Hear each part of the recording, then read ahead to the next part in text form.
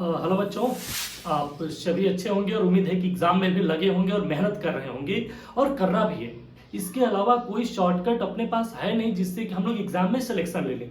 लेकिन बहुत से बच्चों का कॉल आया, मैसेजेज आए टेलीग्राम के ऊपर कि सर क्या हम सेकेंड अटेम्प्ट के लिए डायरेक्ट फोकस करें क्योंकि मेरी प्रिपरेशन नहीं है। किसी ने कहा कि मेरे सिलेबस नहीं पूरे हुए हैं, किसी ने X Y Z different different reason दिया।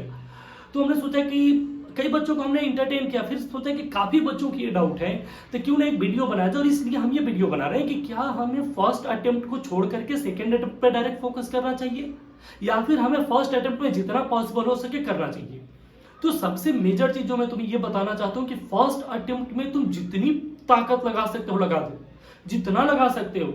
ये नहीं सोचेगा हमारा तैयार है, ना तैयार है तो क्या हो गया, क्या हो गया, नहीं तैयार है तो जितना तैयार है, जितना मैक्सिमम तुम कर सकते हो। 4-4, 5-5 प्राइमरी चैप्टर की लिस्ट बना करके करो, क्योंकि तुम्हें नहीं पता है जो परसेंटाइल तुम फर्स्ट अटेम्प्ट में 140 पे पाओगे ना, वो सेम परसेंटाइल तुम्हें सेकेंड अटेम्प्ट में 180 पे मिलेगा।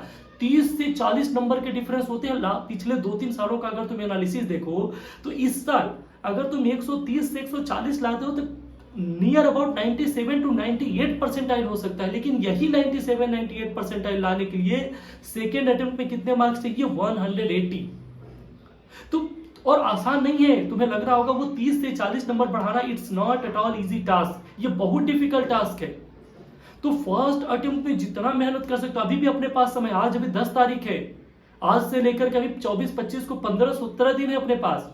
तुम हर एक यूनिट के, हर एक मैथमेटिक्स के, फिजिक्स के, केमिस्ट्री के इंपॉर्टेंट सेक्शन करके और कोशिश करो कि 140 तक भी पहुंच गए, इवन 130 भी पहुंच गए तो फिर भी एक इस लेवल का परसेंटाइल होगा जो कि सेकेंड अटेम्प्ट में आने के लिए तुम्हें 180-170 लगना होगा। तो मिनिमम 30 to 40 मार्क्स का डिफरेंस होगा ही होगा, है ना। तो इसलिए हम फर्स्ट अटेम्प्ट को छोड़ ही नहीं सकते। बहुत से बच्चे, पिछली बार क्या हुआ कि जेईई एडवांस के एग्जाम बहुत लेट हुआ और इसकी वजह से क्या हुआ कि कई बच्चे सितंबर के बाद से मन बनाए कि हाँ मुझे ड्रॉप लेना है, क्योंकि उनका जब आईआईटी में नहीं हुआ तो उनको लगा कि मुझे अगले साल के लिए प्रिपरेशन करना चाहिए। कई बच्चे अभी लगे हुए हैं 75% के प्रॉब्लम में कि पता नहीं हटेगा नहीं हटेगा क्या होगा। तो जो बच्चे फ्रेशर्स हैं, खास करके फाउंडेशन में है, 12th के साथ अपीयरिंग स्टूडेंट, उनके लिए तो एक गोल्डन अपॉर्चुनिटी है। अगर तुमसे फर्स्ट अटेम्प्ट में ना हो पाता है तो second attempt is far far difficult for you. और इसलिए छोड़ना नहीं है, लगे रहना है, फुल टेस्ट देना है, मॉक टेस्ट देते रहना है। तो मॉक टेस्ट जितना रेगुलर फुल मॉक टेस्ट दो आगने वाले 15 दिनों में रेगुलरली, क्योंकि यही एक टेस्ट है जो कि तुम्हें बताएगा कि तुम्हारा प्रिपरेशन किधर अच्छा है। तुम 3 घंटे के अंदर पूरी की पूरी सिलेबस को रिवाइज कर पाओ, ऐसा कोई तरीका नहीं है सिवाय मॉक टेस्ट के।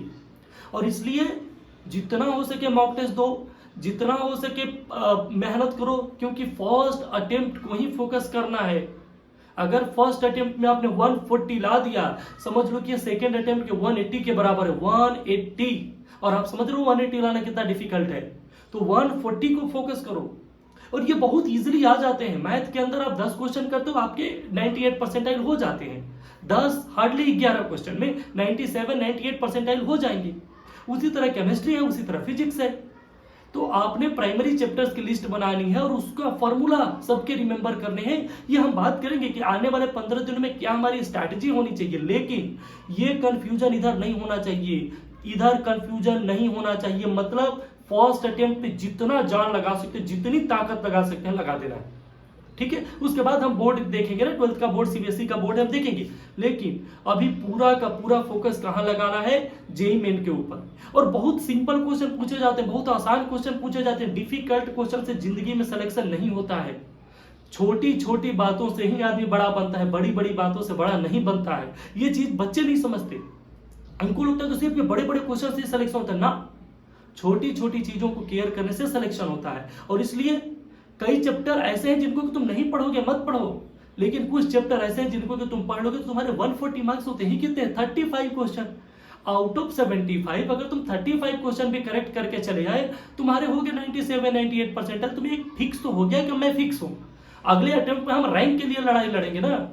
अगर इस अटेम्प्ट में तुम फेल करते हो, नहीं कर पाते हो, तो तुम्हारा टोटल का टोटल फोकस शिफ्ट होगा सेकेंड अटेम्प्ट पे। और उस समय तुम्हारे ऊपर फ्रस्ट्रेशन आ सकता है, उस समय तुम्हें डिप्रेशन हो सकता है कि पता नहीं मेरा हो रहा है या नहीं हो रहा है। लेकिन अगर तुम फर्स्ट अटेम्प्ट में 96-97 परसेंटाइल कर ले गए तो हो सकता है कि तुम अगले अटेम्प्ट में टॉप 100 टॉप 500 कैंडिडेट बन जाओ, क्योंकि वो जो कॉन्फिडेंस आता है उसको कोई कंप्लीट नहीं कर सकता।